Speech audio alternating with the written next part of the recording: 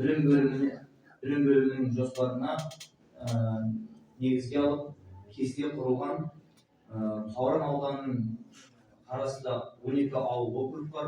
Осы ауыл округтердегі ауылдарды мектептерді аймақ болып білім бөлімі жиналыс өткізіп жатыр өздеріңізбен.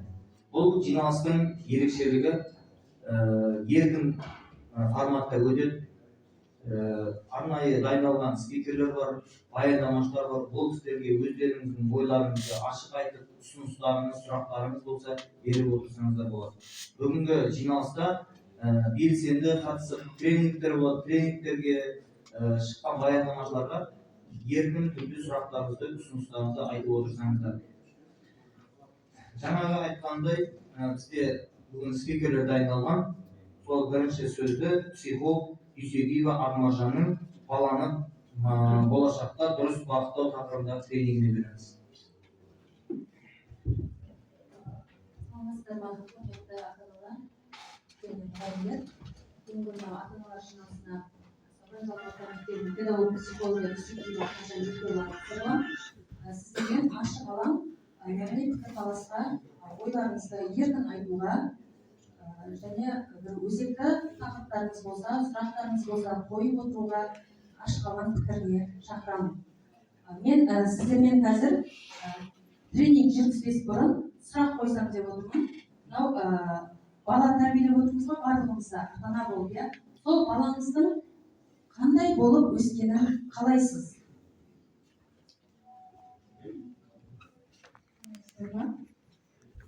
Қыздарым, ұлым білімді, биіктерге көтеріліп, еліне адал қызмет етуін тілеймін. Рахмет. Тағы бар ма? Ақылды болғанын қалаймыз, иә? Қандай болғанын қалайсыздар, ата-ана? Ойларыңызды ашық айта беріңіздер. Саламатсыздар ма? Мен ұлармен қыздарым ой болсын. Мен сол білімді болған қалаймын, рухани бай болған қалаймын, үлкенге құрмет, кішіге ісепті болған қалаймын. Дін жағынан да білсе, олар қызға жаман жолға түспейді деп ойлаймын.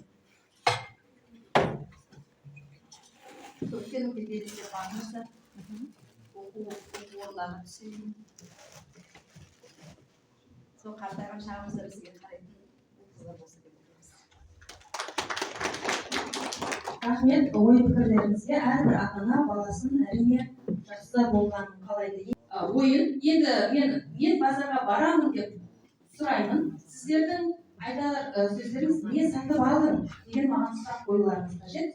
Мен әр айтқан сайын мен базарға барамын. Не сатып алдың? Мен базарға барамын. Не сатып алдың? деп сұрақ қойып тұрсаңыздар, және менің жасаған нәрсемді қайталасаңыздар. Мен базарға бардым. Тігін машинасын, яғни қолмен айналдыратын тігін машинасын.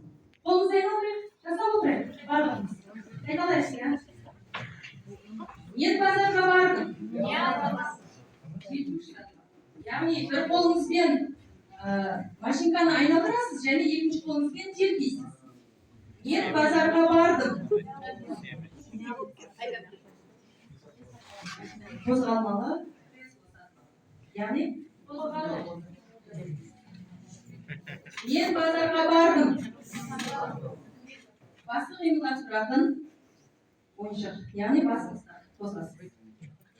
Басыңызды, оң қолыңызды, сол қолыңызды және денеңізді жасайық. Мен базарға бардым.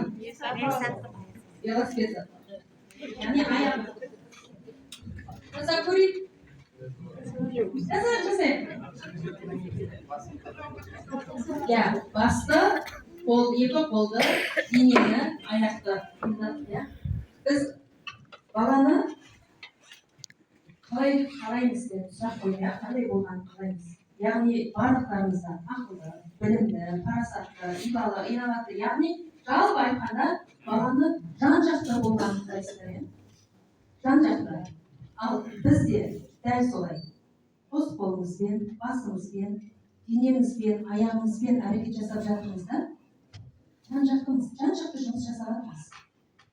Ал сол жасап жатқан жұмысымыздың қаншалықты деңгейде балаларымыз өнеге үлгі алып жатыр? Айта аласыздар ма? Мен еңбекқормын, содан балам мынандай болып жатыр. Мен ақылдымын, балам мынандай әрекет жасап жатыр, қайталап жатыр. Ойларыңызды ашық айтсаңыздар. Сіздің бойыңыздағы қандай қасиетті балаңыз бойына сіңіріп жатыр? Сұрақтың төңірегі осындай. Кім ойнайды? Мен қазіргі уақытта жұмыс істемеймін. Кішкентай балам бар, үйдемін. Үйдемін, үй жұмыстарын істеймін. Мен 3 қызым бар, бірінші 3 қызым. Олар қолында жұмыстарымды алып, бос кезінде жұмыстарын істеп, үйлерін тазалап, нан болса нанды жауып, үйде болмаса тамақтарды пісіріп, өзімнен көрген намазымды оқып, жақсы жолға жүремін. Сізге көмекші. Сіздің үйде жоқтығыңызды білдіртпейтін көмекші ретінде, иә? Тағы да қандай ой? Сіздер азаматтар.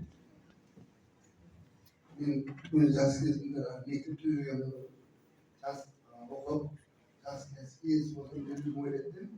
Сол мақсатыма жету үшін қазір балаларымды сол жоғары білімді барлығын өзім кәсібімді таңдап жұмыс жасаймын. Тамаша. Тағы да балаларыңыз бойларыңыздан қандай қасиетті алып жатыр? Балаларыңыздың бойларына сіздер қандай қасиетті сіңіріп жатырмын деп ойлайсыздар? Алып қосарларыңыз бар ма?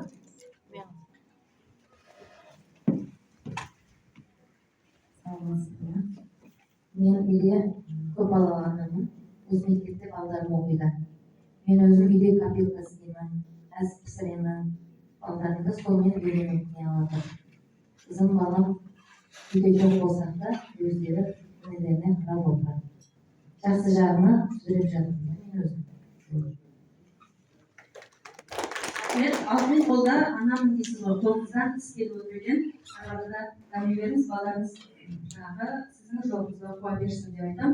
Енді мен осы орайда өзімнің түйген ойымды айтып өтсем, менің өмірде ата-анамнан, ата-әжемнен алған өнегемнің бірі, былай айтқанда 5 минут атамен сөйлесудің өзі маған бір томдық кітапты оқып тауысқандай бір өсиет қалдырады да. Қазір ойланып отырсам, атам өсиетін еді ғой деп, соның бізге көрсеткенін, алдымызда не шығатындығын айтып кеткен екен да. Сол кісінің жаңағы өсиетімен, сол кісінің айтқан әрбір 5 минут тілдесуінің өзі өмірімде бір кітапты оқып тастағандай бір өзім өнеге алып, өзім сабақ алып келемін да.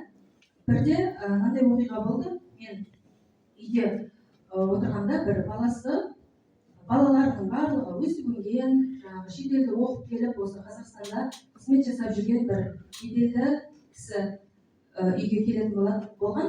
Сол кезде мен оның алдында көп айтып жүретін, сол көкеміз жайлы атамыз.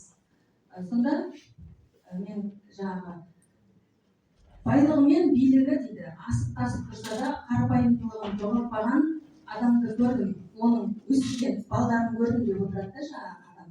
Соны сөзге тиек етіп отырған кезінде жаңағы көкемізге келіп, мен атам намаз оқып боламын дегенше шай демдеп сұхбаттасып қалған сәтінде мен ол кісіден сұрадым да, бала тәрбиелеуге басты назарды неге салдыңыз дейді. Назарыңызды неге салдыңыз және неге көп еңбек еттіңіз деп сұрақ қойғанда, жаңағы кісі ойланып отырды дағыны. Мен бір нәрсені өзім айта алмаймын деді да. Тек бар болғаны деді, күніге кешкі тамақтан кейін барлық балдарыммен 1 сағат сұхбаттасамын деді. Біз балаға ананы істе, мынаны істе, мынаны істеп қой деп тапсырма береміз да, ал бірақ баланы тыңдаймыз ба? Баламен сұхбаттасамыз ба? 24 сағат бар деді да өмірде, бір күнде. Сол 24 сағаттың 1 сағатын мен балдарына арнадым деді. Бірақ қазір өзінің нәтижесін көріп отырмын деді. Сол кісінің айтқан жаңағы өсиеті, сол кісінің айтқан сөзі, шынында да біз балаға қаншалықты көңіл бөлсек, ертеңгі күні ол балалардан біз соншалықты жақсылық көретінімізді мен көзім жетті да.